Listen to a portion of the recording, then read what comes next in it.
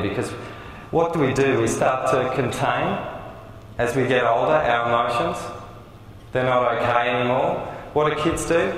They express everything, but we're not allowed to do that. We start dropping that away, don't we? And is that right or not?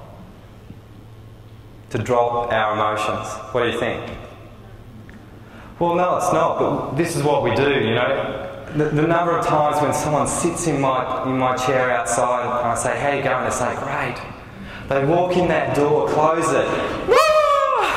They're in tears, they're in a mess, they're in all of their emotions, they're having struggle, they're going through everything in the world in my room, and I'm just like, okay. This is really, really interesting, because they're really stoic and they're really centred and they're really calm.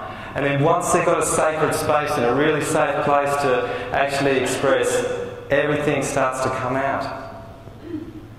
And this is what kids do, right?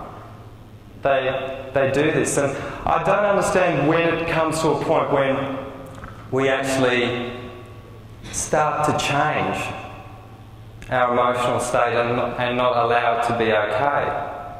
But I've worked on lots and lots of kids and lots of adults. The kids that come and see me see that I am a clown, and they just start to play, and the parents are like, "Hang on a minute, you've got to be careful here, this is not okay to be so funny and joking around." And I'm like, no, this is what these kids are here to teach. They're here to teach play and having fun. But what do? We get really serious. We're on this, maybe a spiritual journey, and we forget everything about what we're here to do, which is to play and experience this life in a different way.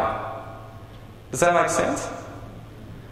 So everyone does spirituality tight as a cat's bum. I don't do that. I always have a laugh and have a lot of fun. Because what are we here for? We have to make it so serious? That's a question. Do we have to be so serious when we're focusing on love and peace?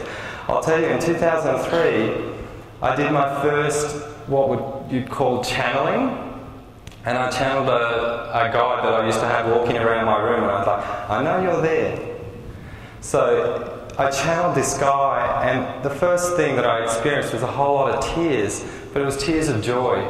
And I just started pissing myself laughing, and I couldn't stop.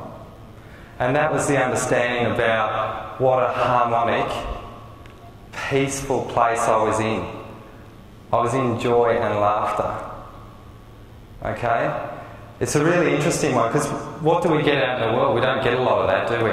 We get a lot of... we attract a lot of trauma, a lot of pain, and a lot of experiences that can be really, really hard. Most people have done that in their life. I know I have. You know, I did some really interesting things when I started doing this work, because I took it all too seriously.